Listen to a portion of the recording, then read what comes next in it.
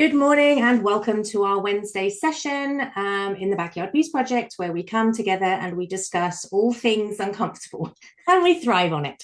And it's really important for us to show how to have these uncomfortable conversations, how to be able to self-reflect and have like a solid self-esteem that we can still be works in progress, admit the things that we need to work on and invest in and focus on with intention, but also go out and live our dreams and kick our goals and all of those things. We don't have to have perfection, we have to have progress. So this week, I thought it would be really cool to talk about letting go of the expectations of others, which is a big one, particularly for people pleasers, like I have been originally. And I would say that a lot of my early life was wrapped up in the expectations of others. And one of the most freeing things I ever did in my life was to emigrate to another country on the other side of the world where nobody knew me, because I could present myself as being whatever I wanted to be. And the people who met me just accepted that at face value, that that's who I was. So I was able to leave a lot of baggage and a lot of sort of prescribed characteristics that were never kind of my choice. I was able to leave that behind in England and sort of kind of recreate myself here a little bit, which was really liberating. But at the time, even, it made me feel that would have been a lot more challenging had I done that within my original environment, where people have known you since you were a kid, or people have known you since you were school, or whatever it is. And other people get super comfortable with how you are, right? Because you respond in a certain way, you answer the phone at a certain time for them, you show up in a certain way. And even though maybe that doesn't suit you anymore, and maybe you've evolved past that, but being able to change within the confines of your existing environment, social group, workplace, home life can be really tricky. But I think it's worth the push, because since then, having had that experience originally, I now intentionally create that disruption in my life. And I have lost friends through it for sure. And that's painful. I haven't gone around trying to hurt people or upset people, but I think living to the truest version of you, growing, learning, expanding, evolving, I think it's a courageous thing to do. I think to become the fullest version of you can possibly be is courageous. And it's like, I saw a picture on Facebook, and of course, social media tends to be a place where everyone jumps on to tear everybody else down. That's not always, because you do have people rushing in who are these sort of I don't know, heroes that come in and speak on behalf of others. But generally speaking, there's a lot of anger in the world, there's a lot of disillusionment, there's a lot of these big feelings, and it's being taken out on each other, it's being directed at each other rather than at the cause of the unhappiness and the anger. And I think it's really important to understand that in order to evolve, you have to understand that you're going to leave some people behind because they don't want to evolve with you. And I saw this picture of this guy who was dressed in a way that I did not align with. That was not my taste. It wasn't my style. But people said, what phrase would you put on this picture? And of course, people were putting really horrible, hurtful things. And I just commented, brave. Like, if you're going to go out in public looking like that, because that's how you feel. And it wasn't offensive. It was just unusual, very, very unusual, and probably a little bit confronting to some people. But I just thought that person is so brave to do that. And I have that sort of deep level of respect, because to go out in the world and be so boldly you, knowing that for sure you're going to get backlash, is brave. So what are your thoughts? How do you coach people through this? Any personal experiences? Because I just feel like at the moment, especially in a world where there is so much division and polarization, how do we step into that world and be the truest versions of us that we can be?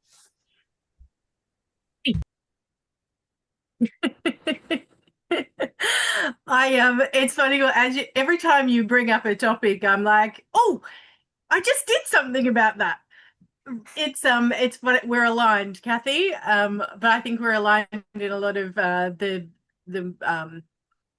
we're of a similar age too, and our children are of similar ages, and so we tend to go through things at a similar time, I think. But over the Christmas period, I created this new course called the Becoming Portal, as an I you know as a way of reframing how we think about perimenopause, and rather than something to white knuckle through, what are we becoming through that space? And I think I've been at the hairdresser, which is why I look fabulous today.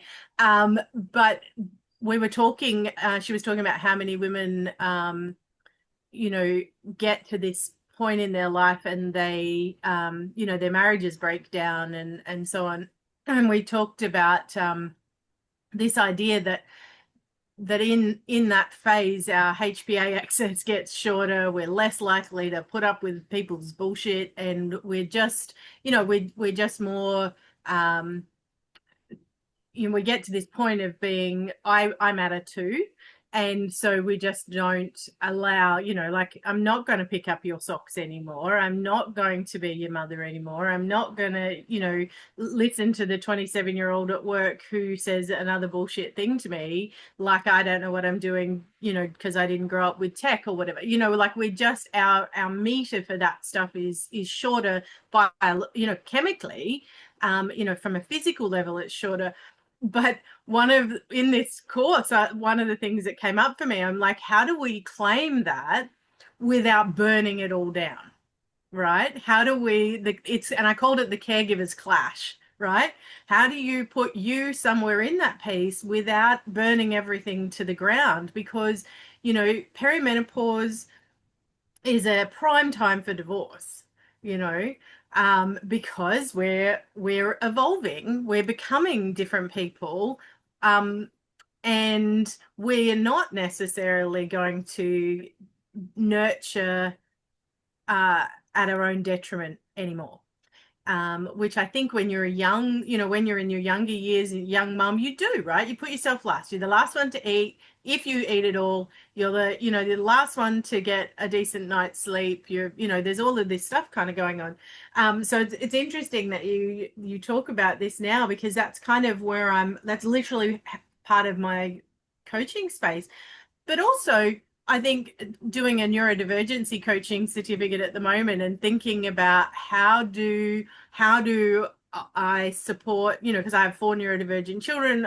My ADHD, comes to the fore all the time, like being late this morning, all of those things. But in that space, thinking about how we do a lot of masking and adapting to other people or culture in order to be acceptable. But how do we reframe what culture expects of us so that we can just be authentically ourselves? So there's a couple of different spaces where I feel like this is coming in right now, this idea of not being a people pleaser for the sake of just, and obviously if that's a deep rooted trauma response, then that needs healing first. But then how do you not burn it all down, and be willing to create your environment to be one that is one in which you can thrive, not just survive, right? So for me, I realized only last year that one of the stories that I was carrying was that to be of value, I needed to be doing. My mum's love language is acts of service. And so for me to be valuable, I had to be doing something, usually for her or for someone else. And I carried that for 47 years. 48 actually, and I performed that. It took until June last year for me to go, do you know what? That's actually false. My value comes from being, not from doing. And in being, I then get to contribute. in whatever way I choose that feels authentically right for me, but I don't need to perform in order to be of value.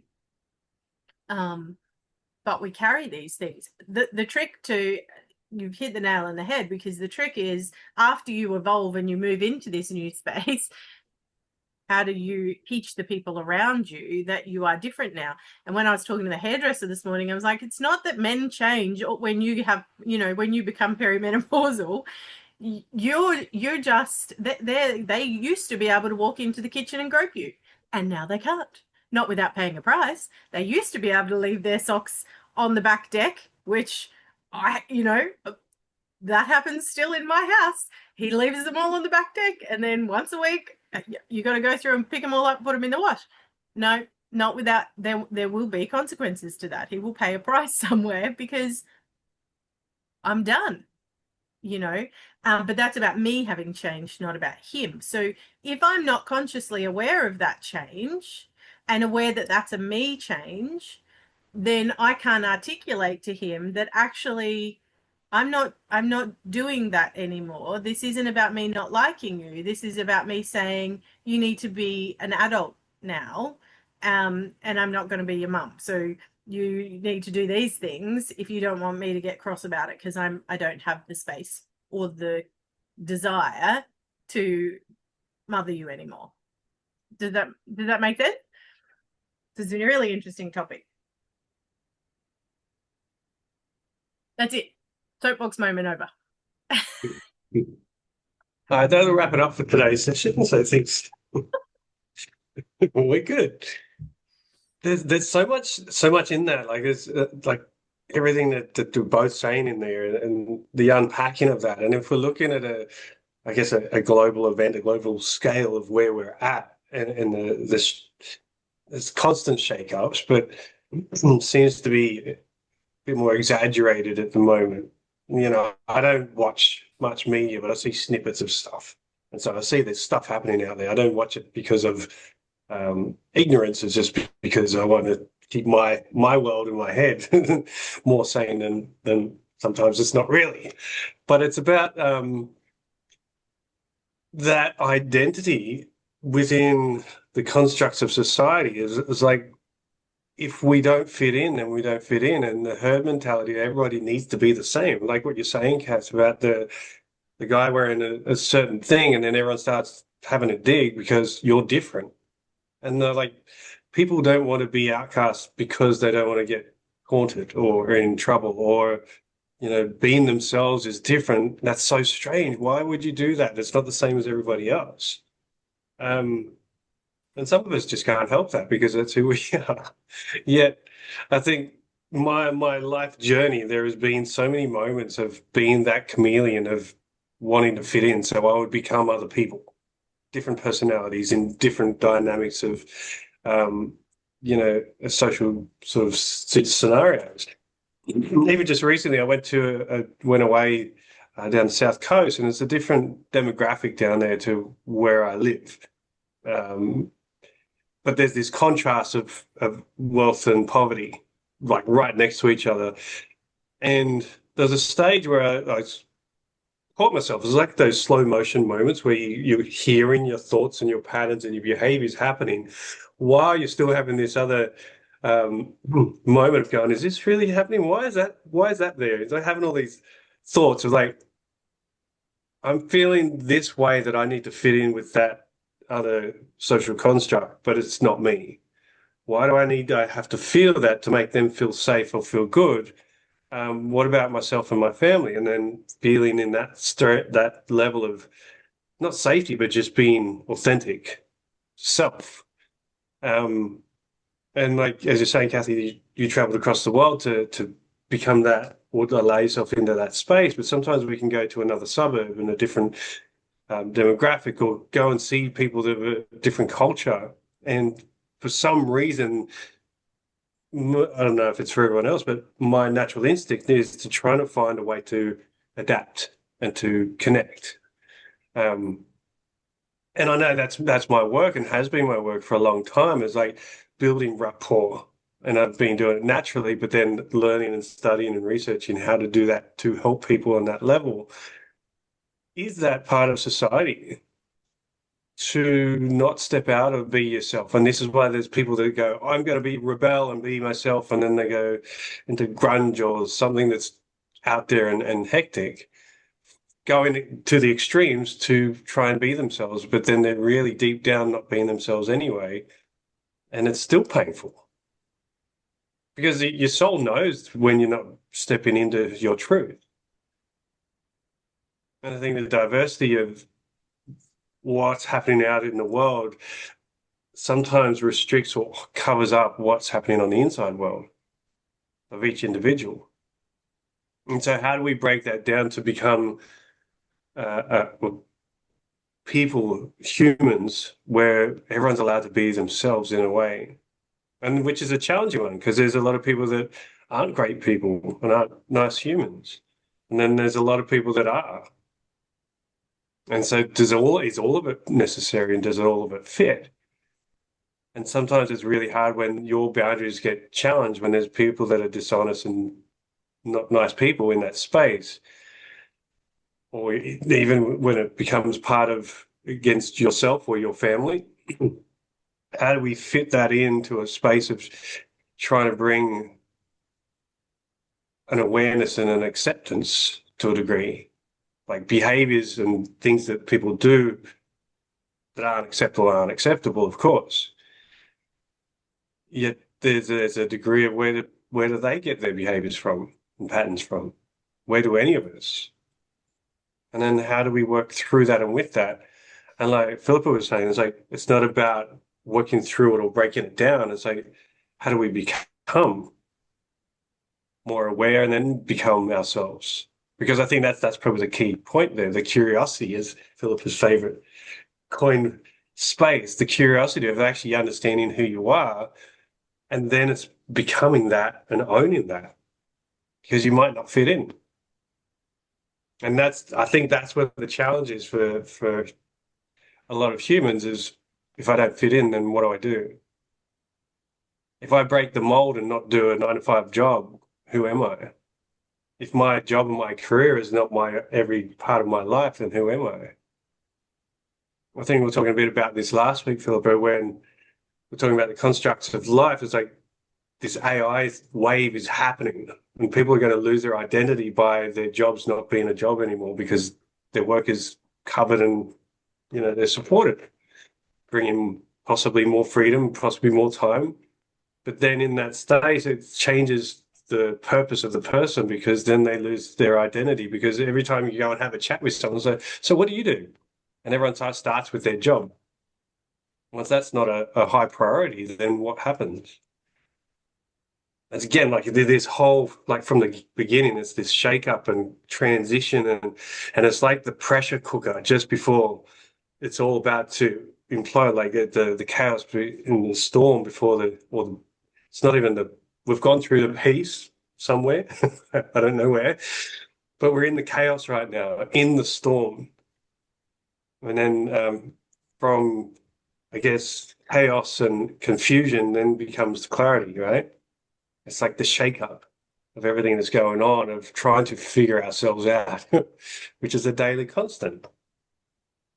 But I do feel that there is a more drive and a push of an awareness because people are seeing so much more broken down systems that they're questioning who they are and questioning the system as to how do we fit into the system itself when we really clearly don't. It's so funny you say that, Paul, because one of the other conversations I had with the hairdresser today, he spent a long time in a hairdresser's chair.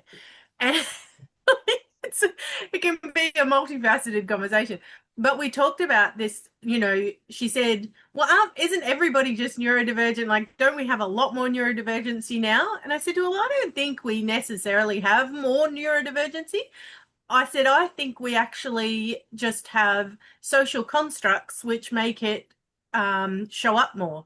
300 years ago, if you were a young boy with ADHD, you weren't going to be a clerk, you were going to be a farmer or a horse trainer or whatever, like you were going to find an aligned avenue that worked for you, and nobody would have been the wiser. You just would have been predisposed to that kind of thing, and everybody would have gone, he's great at that, you know. Whereas now, and I think too, particularly for women, because we have a lot more women being diagnosed now versus even 20 years ago, 10 years ago, a lot of women being late diagnosed. But I think the difference isn't that we all of a sudden have something we never had before. I think we're all of a sudden seeing it, because even 100 years ago, women would have finished work when they got married, and then they would have raised a family. They wouldn't have had to go to work, mask all day to fit into a social space, and then come home and parent and look after a household and so on. So right now we've got women who are at sensory overload. They're in permanent, sensory burnout. They've got all of this other pressure and expectations on them. So we're noticing where they don't fit, where they used to have, it never would have been a problem, and now we call it a problem, but it's because we're not set up for what is simply a different way of processing and different requirements, rather than it's very pathologized. But it's pathologized because it doesn't fit. But it doesn't fit because of cultural expectations and society, rather than it doesn't fit in our natural world, if that makes sense.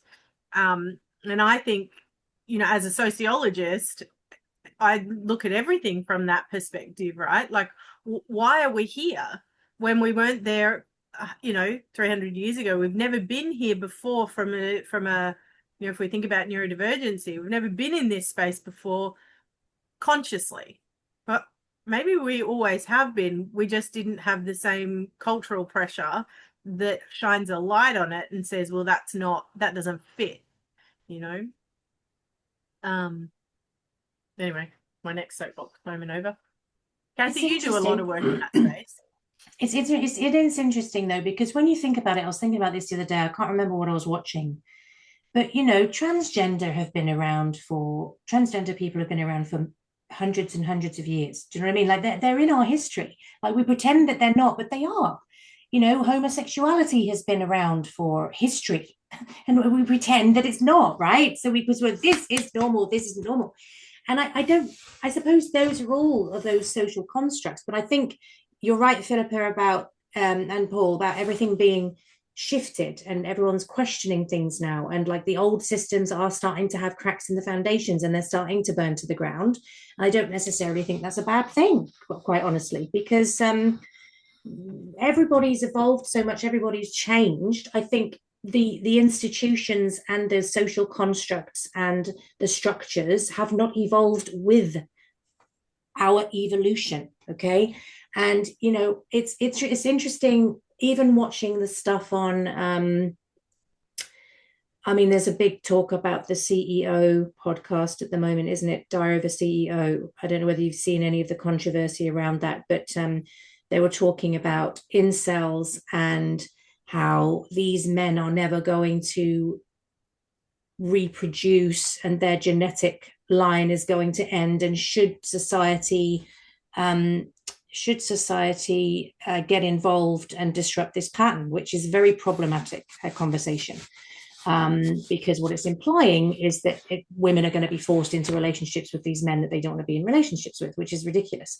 And it makes me sort of look back and sort of try and deconstruct it all, and thinking we're still stuck to these principles of the 50s, right? But women have evolved and evolved and evolved, and we've had very courageous women and men who have fought for women's rights and feminism, and people misunderstand what feminism is. Everybody who benefits from feminism, there's people on there going, I'm against feminism. I'm like, everything about what you're doing on this live stream is about feminism, babe, because if feminism didn't exist, you wouldn't be able to use your voice in this way. Do you know what I mean? So people don't understand it.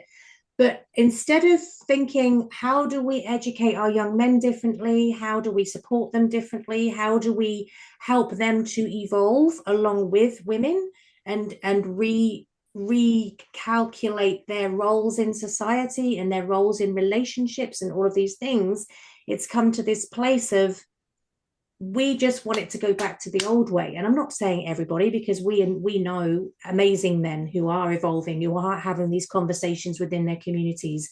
But again, it's this expectations of others. We're going full circle back to where we started of, you know, as a husband and a father, Paul, there are expectations put on you by society of where, when, how you should show up, right? Same with mothers and wives, like, how should we show up? How should we do this? How should we do that? And we do carry those psychological burdens, emotional burdens with us, how consciously or unconsciously, as you were saying, Philippa, it varies on the person. But we tend to fall into those roles, you know, and it's hard. And like on Sunday, I think it was Sunday. Yeah, it was Sunday. I mean, I haven't had a day to myself for 9 weeks. 9 weeks. And like, don't get me wrong, I love having my kids home. We're a super strong family. It's around that time I was recuperating from surgery. So it's like, you know, but Sunday, for some reason, I'd been carrying it all, doing it all, fulfilling my role, okay, doing all of the things. And this was the day before Ian came home. So this is the end of a 3-week swing where by the end of that, Ian and I are both pretty tired. And I hit my point where I went, I don't want to do this. Because everywhere I turned, there was like, it was nothing catastrophic and it was nobody's fault. Kind of nobody's fault. But like, I go into my bathroom, Taya's had all of the Band-Aids out and there's Band-Aid accessories everywhere and there's pieces of the Band-Aid paper. And I just sort of walked into my ensuite, which I've earned, and just sort of went, and then you go, and then we'd had people over the day before and all of their footprints are over the floor, perfectly natural, perfectly normal, doesn't bother me. I'm like, I'm going to have to mop that. And then I looked somewhere else and I thought, all I want to do today is sit and journal and think and be.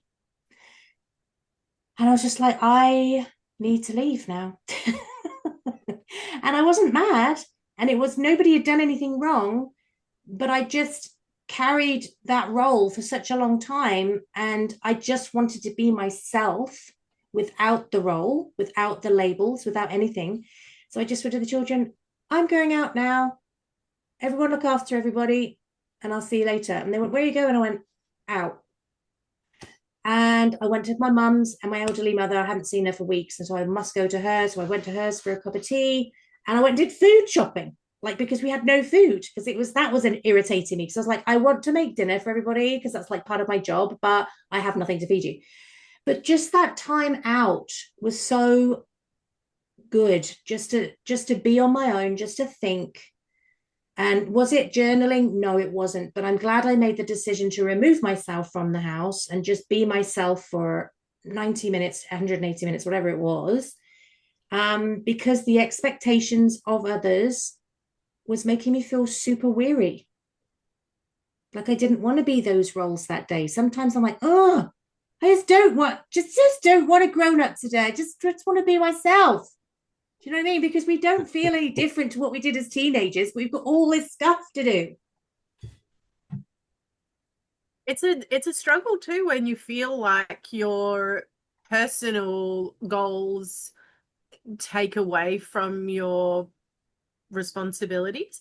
And you know, it's funny because my kids will often say to me, I'll say, yeah, but you could help me. And they're like, you chose to have me, now you gotta look after me. And I'm like, what?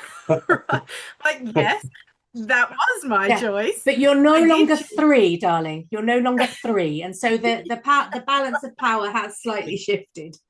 Yeah, and I have to say, like, when I got home, things had been done, which is another point though, isn't it? If we step back and just go, yeah, I'm done now, I'm just going to walk out, and the floor was mopped and the washing had been folded, and because they were like,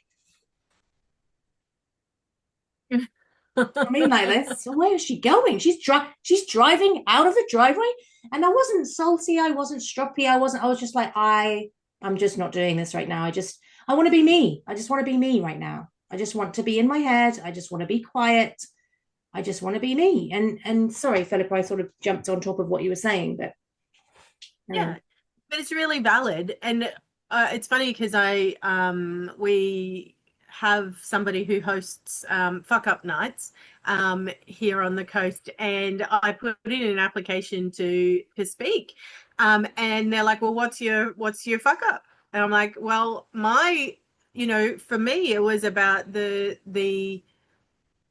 I put the wrong emphasis when my kids were littler. I put the wrong emphasis on looking after me in the wrong, like, so I didn't look after me as me. I looked after what I thought was what I wanted in my corporate career, right? So my kids, because of my neurodivergency, I think I went into, while I was focused on that, I would go into freeze kind of states at home and withdraw.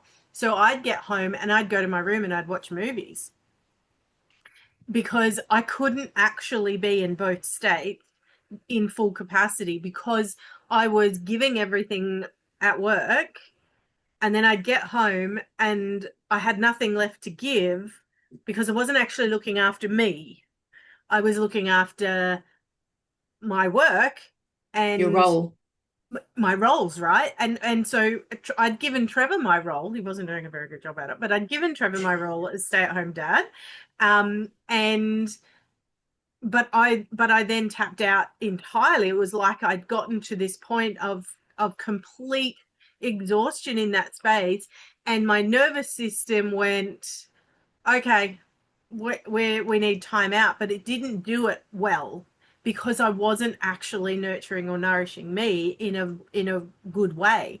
And so then I was missing the signs that my children were giving me around things that were going on for them that I should have actually been attuned to in that role, because again, I had taken the cultural expectation that my roles were more important than myself, and so I was putting everything into those. I had always done all of the things, but I wasn't actually listening to what my body needed and what was truly important to me and what I needed in order to sustain good mental health, and that ended up in, another 2 burnouts before I finally got there, because I'm a slow learner apparently.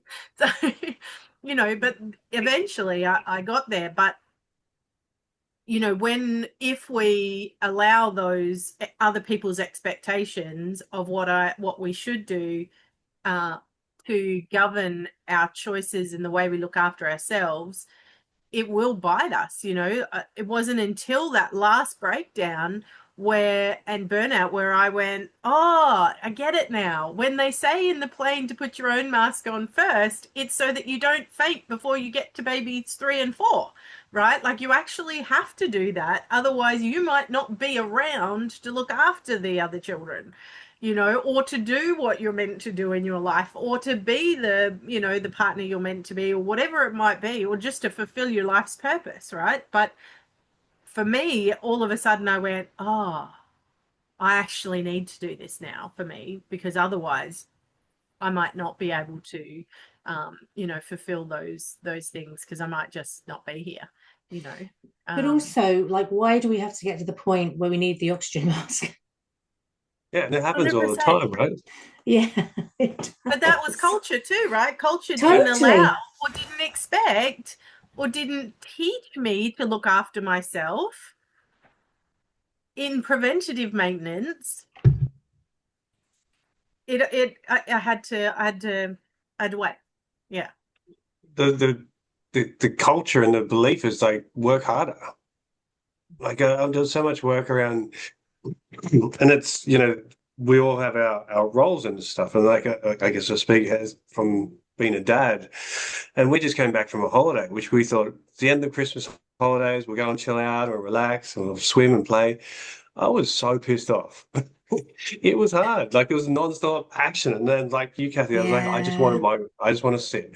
Every time I sat down, the kids like, let's go for a swim, let's go for a run, let's go ride a bike. I want Yeah. food, I want this. And like, and it's not just me. Like my wife was with me. We're both just doing laps, doing circles. And we're like, Yeah. we just need to stop. And Yeah. it gets to the point where you get so pissed off. It's like, just you guys go Just be and still. sit. we need to Like we need sleeping to just stop lions. and just stare at nothing for a moment and just zone out. We got about at least 3 minutes. It was great. Taking the kids away is exhausting. It's So absolutely much. exhausting because you're out of your environment, so everything's harder because you've got to try and recreate stuff in a different foreign environment. I mean, I took 3 of mine away last year just to get them out because we weren't doing much over the summer. And I came back on my knees, like, because I took them away on my own. And I was like, oh my God, do you know what I mean? I thought it was going to be so great. And it was, but I was completely exhausted, completely. Yeah. Yeah, totally. And I mean, the other day, just thinking on that ball, I bidded. Is it bidded a word? Bid? No, bid. I bid on 2 more romantic getaways for me and Ian because I just thought we need that time that you're talking about. We just Yeah. need nothing time that we can just. Ian and I have been together a long time. We can be in each other's company without talking quite contentedly. Do you know what I mean? I can be wrapped up in my thoughts. He can be doing whatever he's doing. And just to be coexist in the same space, that's all we need to do. And I thought, no, I am going to bid. I am going to make that bid because if it's meant to be mine, it will be mine, and it will be a beautiful time that we can just go away and be. And as Philippa was saying, it's about being, not doing. And my disruption of the surgery really brought that home to me. Really, really did. Quite sort of crystallized my vision and my intentions around my vision because I was in hospital thinking, I don't want to pick those pieces up again. Like there was just too much. But I was also making it harder for myself because I was saying yes to far too much. And I was doing all of these things, which I wanted to do. But I've become, and I think Gretchen said it on the last call that I was on, when you're a giver, right? And all of us in the Backyard Peace Project are givers. That's why we're there, because we're giving, because we believe in the mission, we believe in the vision. But there has to be some really strong boundaries around that. And as you were saying, Filippo, you have to have yourself in mind first, 100%. And it's actually, it's not just nice to have. It's a personal strategy, it's a business strategy, it's all of the strategies. Because if we don't put ourselves front and center and we're hydrated and we're nourished and we're rested and we're clear, we're no good to anybody anyway. No, definitely. I told the group last week that I've settled on the name of my keynote speech. Right. So the title is when resilience curdles into resentment. This, we praise, our culture praises resilience above everything else. If you can be resilient and bounce back from having a baby, bounce back from divorce, bounce back from school holidays, bounce back, you've got to keep bouncing, right?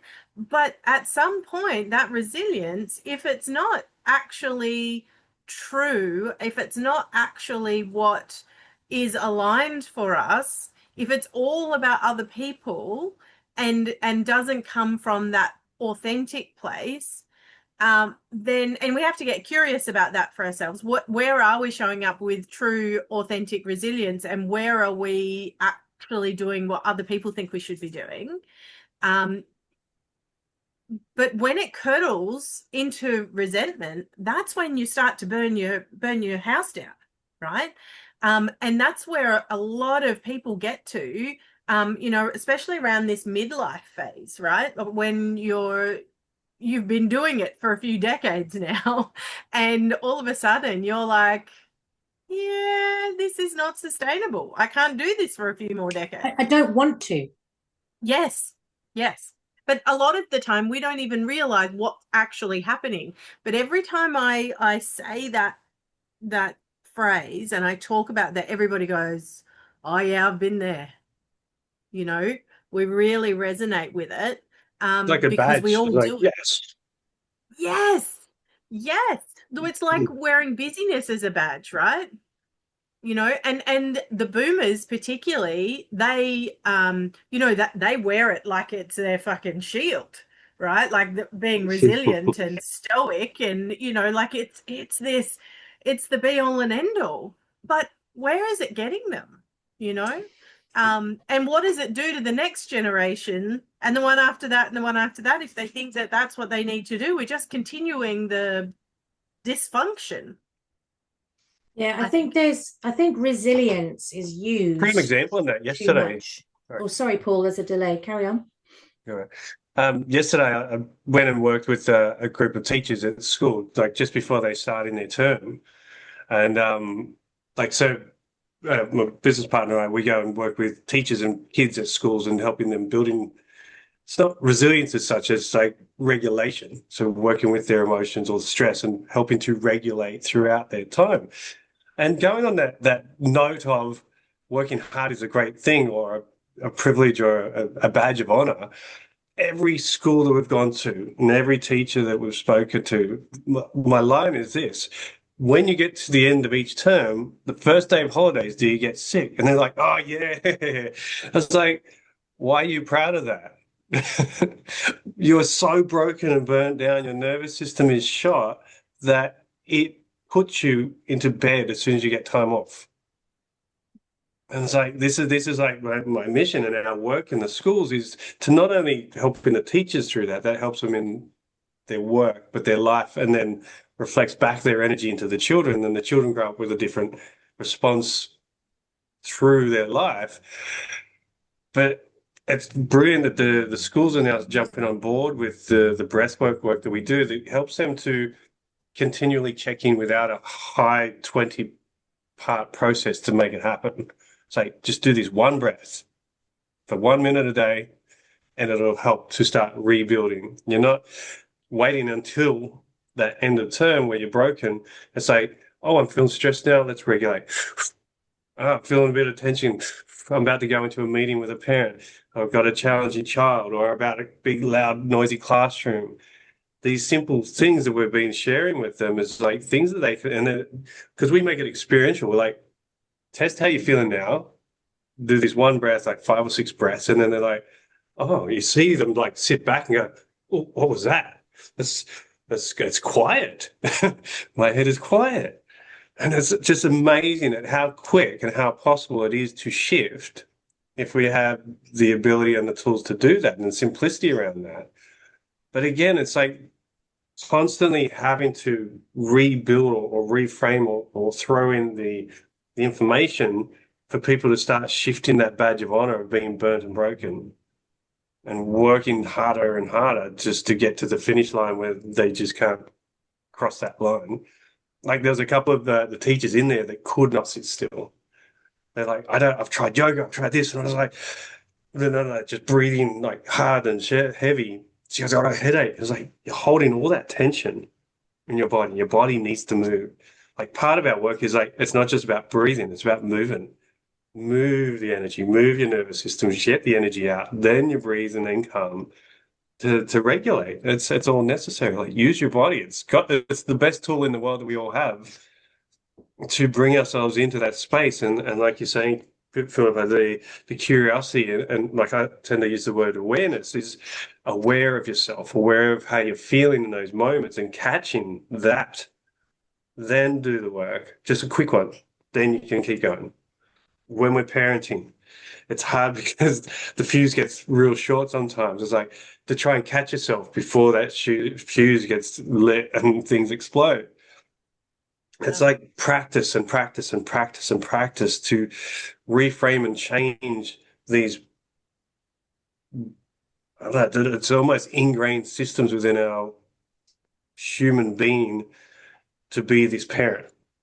Like I question, it's like, why am I doing this now? I'm like, I know a lot of stuff, but I'm still getting to that burnt process of being a dad.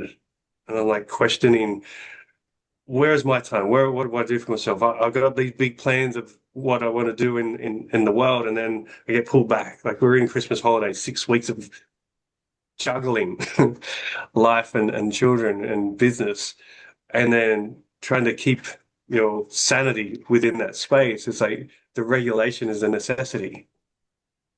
Like it's not You're always going to right. be at 6 a.m. every day. It's like when you can. Yeah.